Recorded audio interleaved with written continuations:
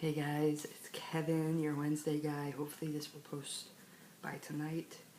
First things first, super cool wall thing that I made.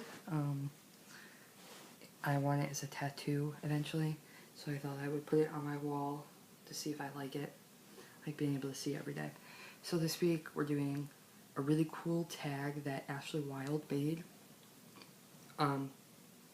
It's called the gender tag, and it's just a bunch of like questions about how you explain your gender, and I think it's just really cool because it like dives deep into what gender means to individuals and shows that it really is different from everyone. So I'm gonna be reading it off my phone.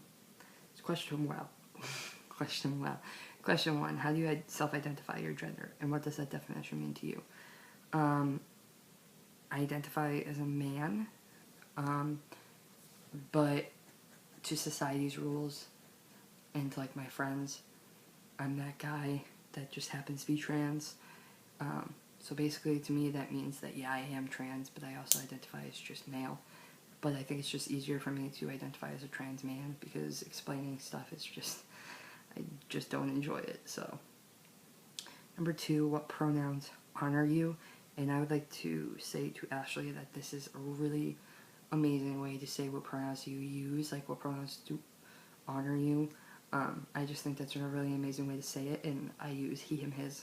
I used to go by she, her, hers when I was still female, but now I use he, him, his, nothing else, nothing more, nothing less.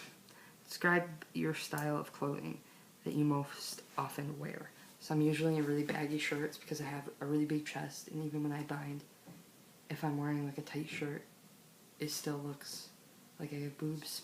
So I wear big baggy clothes, sweatpants, shorts, flannels and beanies are my go-to. I just got home, so I'm really hot, so I took my beanie and my flannel off. But those are some of the clothing I wear. Once in a while I'll dress up, but it's not very often. And on the weekends I'm usually in pajamas and sweatpants and no binder all the time. Talk about your choices with body hair.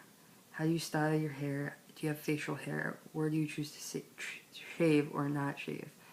I'm trying to grow my faux hawk back. I had to cut it off because I had a lot of stuff going on my scalp, and my head needed some space to breathe and be away from bleach and chemicals and all that.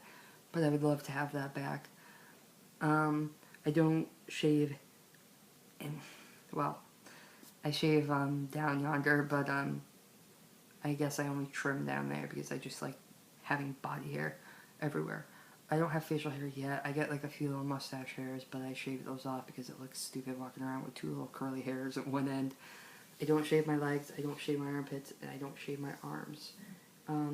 I do taper out my sideburns just because they're not that identifiable, so I don't understand why I would keep them. They just look stupid to me.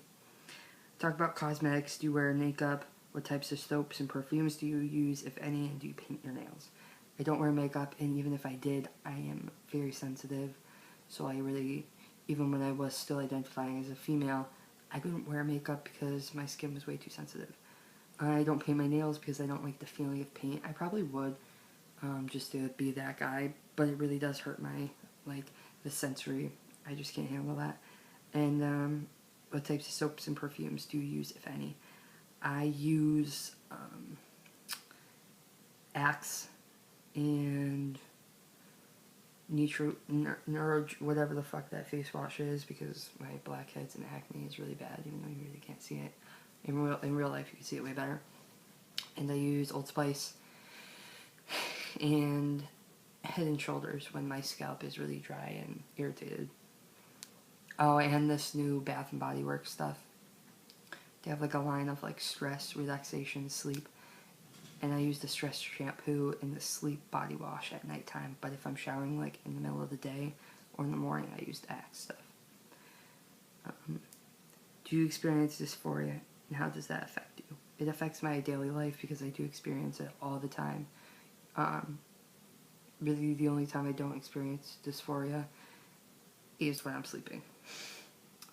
every other waking minute, I am constantly thinking about my body. Talk about children. Are you interested in having children? Would you want to carry a child if that were an option for you? Do you want to be... Let's just take this one question at a time.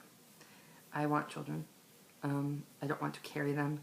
I want to adopt and foster special needs kids or LGBT kids that don't have a home. Do you want to be the primary caretaker for any children you may have? Yes. Along with a partner, of course. But talk about money. Is it important to you to provide for a family if you choose to have one? I think it's...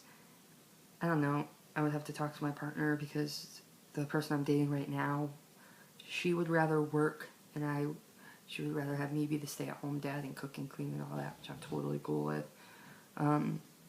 Is it important to you to earn more than any partner you may have? I don't think I should have to pay someone or do anything like that. Like, pay isn't really... Of course, I would like to make more money than my partner just because I want to be able to provide more, but I really don't care about if she makes more. It's just stupid. Do you prefer to pay for things like dates? Are you uncomfortable when others pay for you or offer to pay for you? I like to pay for dates, just because I feel like as the man in the relationship, I should do that. If someone offers to pay for me, obviously I'm going to say no, but if they like insist, I'm not going to turn that down. It embarrasses me and I feel awkward, but I'm not going to turn them down because if they're like really insisting on doing that, then yeah. But if like my friend from like a different town comes to my house and brings me somewhere, I'm gonna pay. Like, they're just gonna have to deal with that. Like, that's my way of giving gas money. Basically me and my friends have this thing where either I pay for the date, or I pay for gas. And then if I pay for the date, they pay for gas. If I pay for gas, they pay for the date. Like that kind of thing. Anything else you want to share about your experience with gender? Gender is a really big thing. And I don't think people really understand how big of a concept it is. So I would just like to say, I guess, that it is a really big thing, and everyone should respect and honor that it's a spectrum, and even if you don't understand or agree with someone's gender, that's who they are, and you really don't have a right to tell that person that they're wrong. So yeah, that's this week's video. Super glad Jeremy let me do it. I hope some of the other guys do it because it really is a cool experience, and I hope one day that we elaborate on some of the questions. And thanks to Ashley Wild for coming up with this. This was a really good tag, a really good way for people to start talking about things and that revolve around gender, because not a lot of people want to talk about it. So yeah, I will see you next week. And I know I didn't do last week's video, and I'll probably be posting Thursday or Friday. I'm not really sure yet about last week's topic. But subscribe if you want. You can turn the notifications off so you don't get like a pop-up every time one of us posts, because that's just obnoxious. Even I have it turned off. Like this video if you thought it was a good idea. And definitely, if you actually watch these videos, comment some topics we should cover, because we always need suggestions. Alright, see you guys. Stay gay.